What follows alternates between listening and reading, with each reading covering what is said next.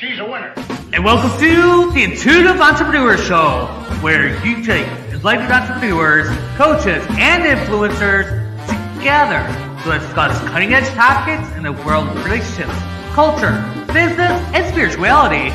And here's your host, Miss Carol Boston. Hello, everybody, and welcome to the Intuitive Entrepreneur Show. Have you ever been challenged with something and you don't know what the hell is going on? Well, we just went through that. My camera was working on Zoom. I got off of a Zoom, came to StreamYard, didn't work. Now, what I'm going to do real quickly is I'm going to share this to my audience on Facebook. So give me just a second. We're going to have a great conversation today.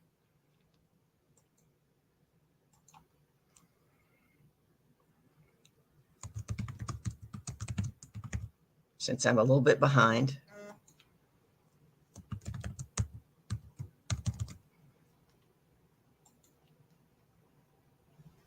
Oh, I guess we're streaming to Facebook. So if you're there on Facebook, I'm going to open up the comments. Let me know where you are. You know, I'm your weather girl. So it's an absolutely gorgeous day here in sunny South Florida. It got down to about 59 degrees. I am cat sitting the amazing Mr. Teddy back there. If you can see him, he is a purebred Persian who is a rescue. When I first met Teddy, he goes, "That is Mr. Roosevelt to you." He's very proper. I'm right on Hendricks Isle, right on the Intracoastal. The water's right out in front. And so it was beautiful to open up all the windows and doors today. So let me know where you are. And we're going to jump in and get started. I'm excited to be here today in kind of a very different way. So on yesterday, I opened up my Facebook page to a post that told me that a good friend of mine, who is 15 years younger than me, had passed away Sunday night. And I was profoundly sad and shocked and stunned and speechless. And even right now, I still don't know exactly what happened. There were people commenting in the post, "Oh my God, I just saw you at dinner Saturday night." Like, what the hell? So I still don't know. So in all of the unknowing, another thing that has happened, get my phone to stop buzzing. Another thing that has happened is there's the song that's been popping up on my Sirius XM radio lately, and it keeps bringing the words up to me. What are we waiting for?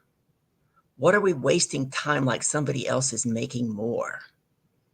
And what if we could be the light that no one could ignore? And that's who Tracy was to me. She was the light that no one could ignore. She walked into a room. When she hugged you, oh, you knew you'd been hugged with a genuine hug.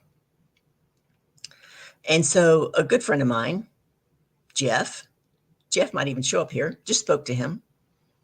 He challenged me about what 5 things could I do to honor Tracy. So as he and I were speaking, the first thing I came up with was, get it in gear and go see my dad. My dad is 92 and he lives in Memphis, Tennessee. And it's actually been a number of years since I've seen him. He was in an assisted living facility in Shreveport. My older brother moved him to Tennessee. It's a whole long story that you don't need all the details of. But every time I tell my dad I'm going to come see him, no. Keep working hard, grow your business, save your money. You don't need to come see me. And so one time recently I asked him, do you just not want to be seen? Big question, right? And he said, yeah, that's a part of it. He said, I told you when I turned 80, I wasn't going to take any more photographs because I was looking so old, right? And actually, I understand that. I understand how he feels. I used to say, oh my God, I hope I don't have my father's skin. And as I look down now, I'm getting these little brown spots, right? Just like my dad. What if? And so that's number 1 on my list. I've already started putting the plans in motion to go see my father. So the second thing I thought that I could do to honor Tracy and all that she did in the world, she and her wife, by the way, happily married, run a nonprofit for children with chronic pain called Bowtie Kids. If you're interested in making a donation to Bowtie Kids, they do amazing work in the world, and in remembrance and honor of Tracy, let me know and I'll make sure you get the link. There's John Cavallini. He says, hello, gorgeous. Hello, John. I know you're over in the west coast of Florida, and it's got to be beautiful weather where you are too. So we're having a bit of a different topic today, just because it was just very difficult to find out a good friend of mine had suddenly passed away. And to this moment, I don't have all of the details. I just know that she passed away Sunday night. And I began to think about time and the song that I just gave you the lyrics to. What are we waiting for? What are we wasting time like somebody's making more? Nobody's making us more time. So the second thing I thought I could do to honor Tracy, and yes, we're going to read from our book today. You know, we always love our Iyanla Vanzant book. John likes that book too. John has attended many of my shows on my Facebook page, my Carol's Courage to Confidence show. John says, it's been a long time since we spoke. Sorry for your loss. Thank you. Whew.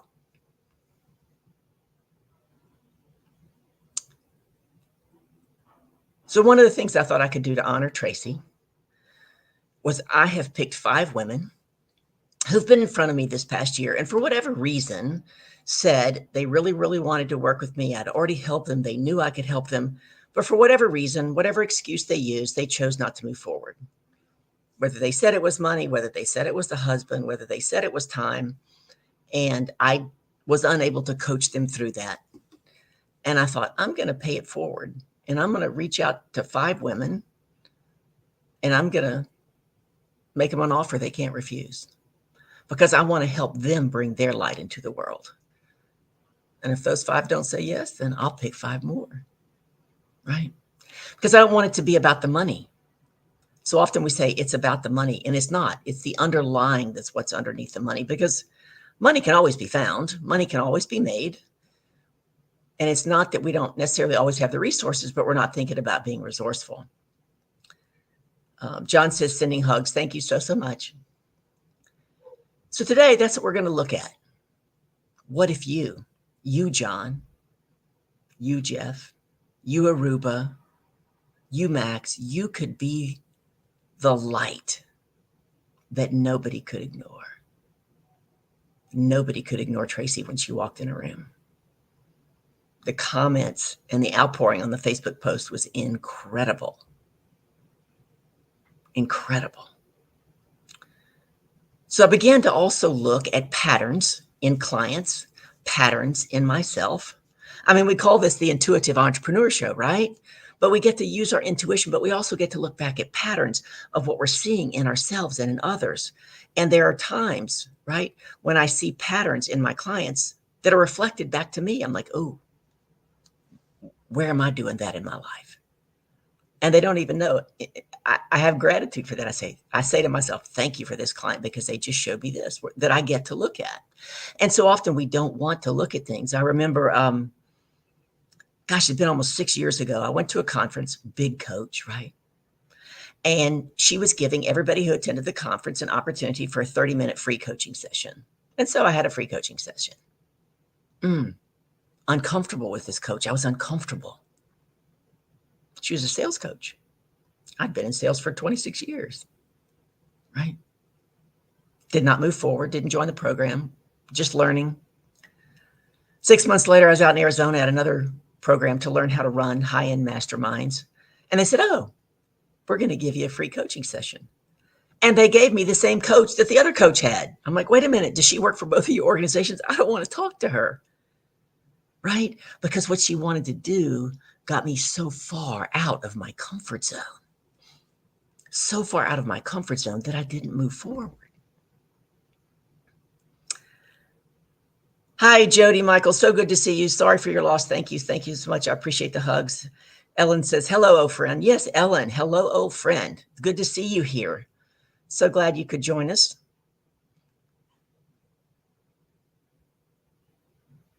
So I began to look at us, each of us, my clients, my non-clients, myself, about getting out of our comfort zone. What are we really willing to do to have what we say we want? And that first year went by 6 years ago, and I didn't move forward. It didn't get into gear. And then I heard a coach say,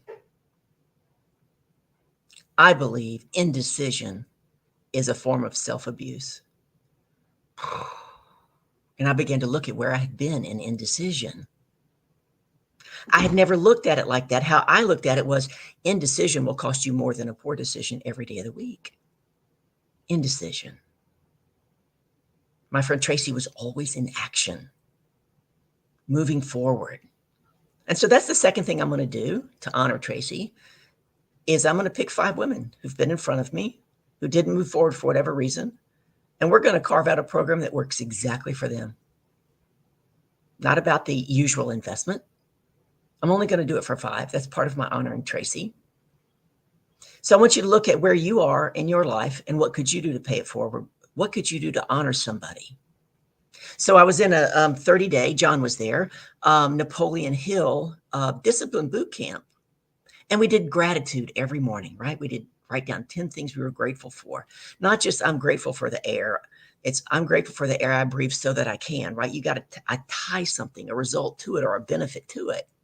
And then one day, the lady that was leading the program said, today we're going to do something different. And she said, I want you to think about things that you have forgotten to be grateful for. Wow. That one really opened my eyes as I began to write, what have I forgotten to be grateful for? John said, indecision will cost you more than a poor decision. That's brilliant. Thank you. And it's true. Because when we sit in our indecision, we have no results. If we have no results, we have nothing to measure. If we have nothing to measure, we have nothing to manage. That's true for our business, and it's true for our personal lives. What steps can we take? Where are we sitting in indecision? Maybe it's in a relationship with one of your children. Maybe it's with your spouse. Maybe it's with your parent.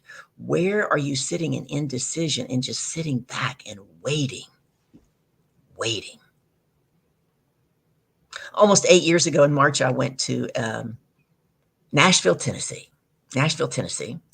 And I had read the book, The Other F Word, right? The Other F Word, How to Forgive Anybody in 7 Days. Now, I read the book, but I didn't do the process.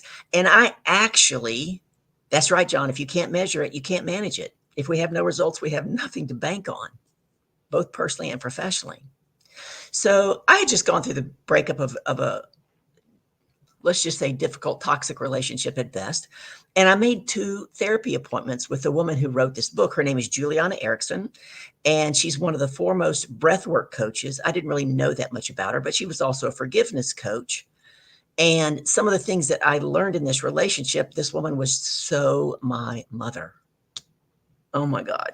So obviously I had things that I hadn't, areas in my life that I hadn't had complete forgiveness for because they kept coming back for me to see them in front of me, right?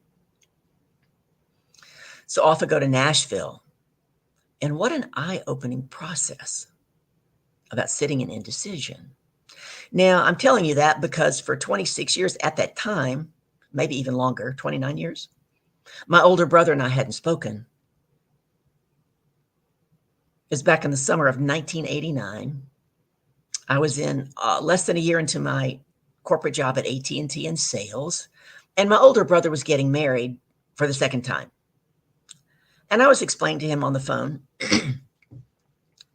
the reasons I couldn't come to the wedding, right? Couldn't take that time off, new job, blah, blah, blah. I also just had emergency surgery. Now, my older brother and I have never had a great relationship. He's not much of a communicator, very, very much like my mother. And when I was going to Nashville, I called him up and I said, I'd like to reconnect. I decided to no longer be in indecision, waffling, waiting for somebody else to do something. I was going to reach out and connect. So I had this first hour-long therapy session. If you've never done breath work, OMG, right? I kept looking. She goes, don't worry. You're not going to hyperventilate. And I'm like, yes, I am.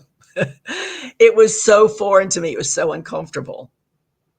But I got out of my comfort zone to do what? To get some new results. I remember after that first session, she said it was over and I was about to sit up off of the couch. And she said, no, don't sit up. Just roll over on your side and talk to me. We talked for 10 minutes. 10 minutes. She says, okay, I think you can sit up now. And I sat up and I was drunk as a skunk. I mean, and I had a 30-minute drive back to my hotel. She said, you're 100% oxygenated. Most people are normally oxygenated at 30% on any given day. That was an eye-opener.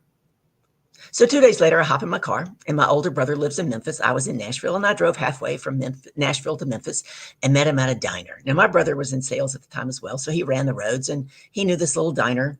And we go and we meet, and I reached out and said, I'd really like to reconnect, get to know you and your family, leave the past in the past. It's the past. Nothing can be done about it. He said, okay. And I said, because I didn't know him very well.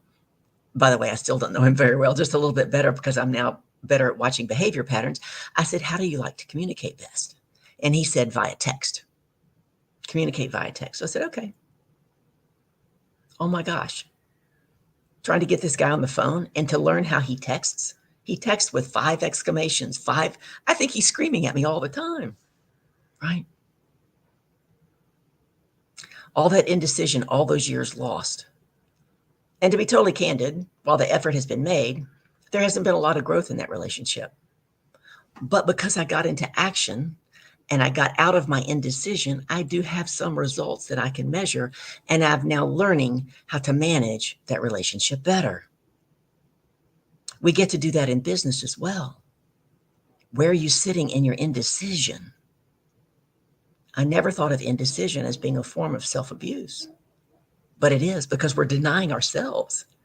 Where is each one of us denying ourselves? I listened to a pastor speak today, and it resonated with me. It was on TikTok. Yeah, I don't watch all the weird things on TikTok. I listen to music that inspires me, personal development, things that, growth that inspire me. And I know some of you do too. And he got to talking about how most of the damage that's done in our lives comes from our childhood before the age of 6. And he said, I actually wrote it down, so I'm not going to take credit for this. And I can't even think of his name right now, or I'd give you his name. He said that drive to go and go and go, workaholic, almost destroyed my health twice in corporate America. That drive to go and excel is because they didn't see you unless you got a trophy. How many of us have been trying to earn that trophy, been trying to earn that love? But we're hiding our own light out of fear that someone might not like us or someone might judge us. He said, when you were 6 years old, you couldn't say just what you needed. You had to prove to them that you were worth them looking at you. Put that in the chat.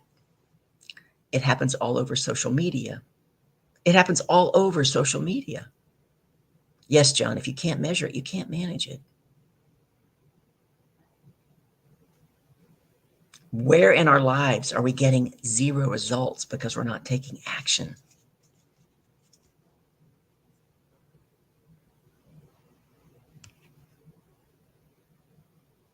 And then he said something really powerful, John.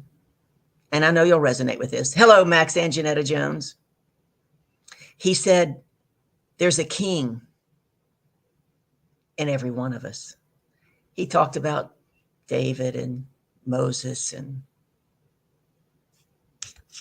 he said this, the easiest time to kill a king is when you're a kid. How many of us got squashed when we were children, right?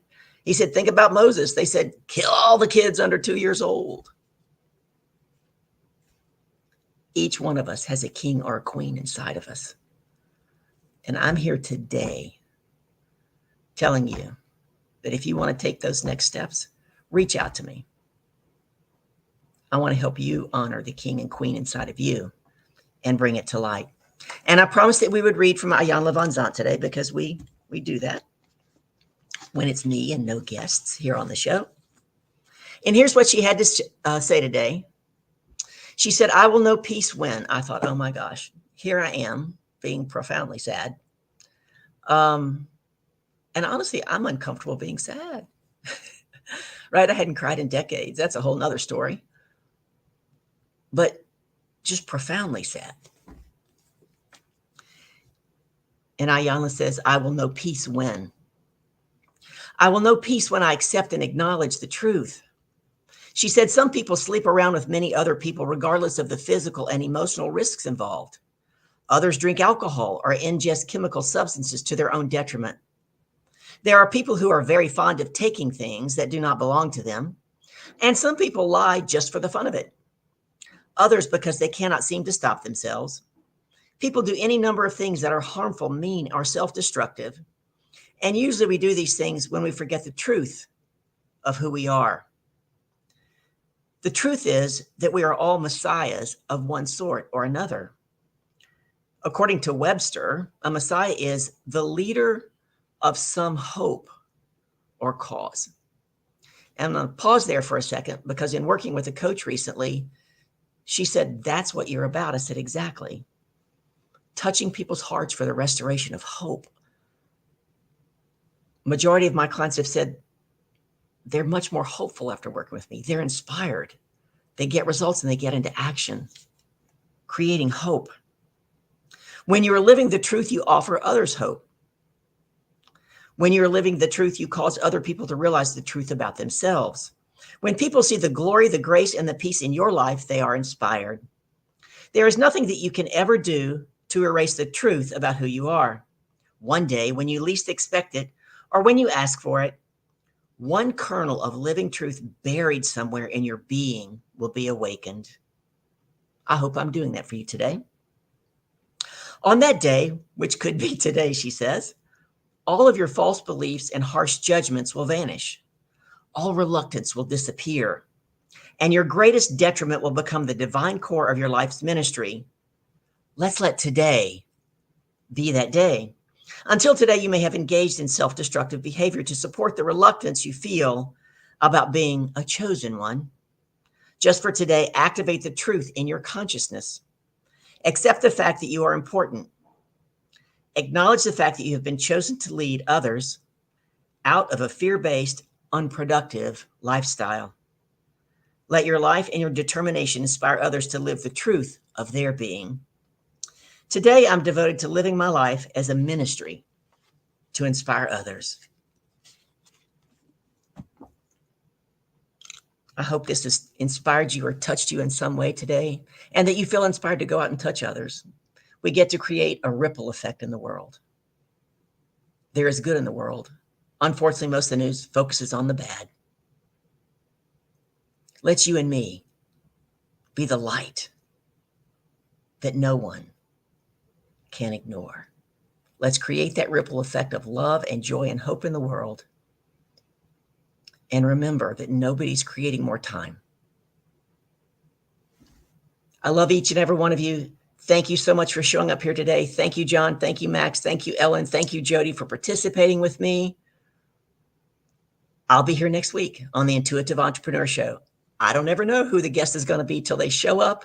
And it's awesome because we have great conversations and my tribe gets to learn a lot and be poured into. Until next week, blessings to each and every one of you, not just because it's the holiday season, but because time is short and each one of you can make a difference in someone's life today. Go in peace, my friends. See you next week.